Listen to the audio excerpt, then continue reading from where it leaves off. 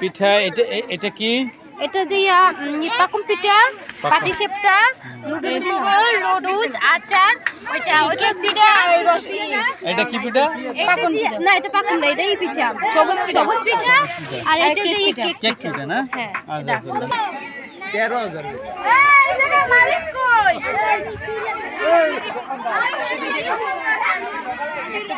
ক্লাসে এটা হচ্ছে বার্গার।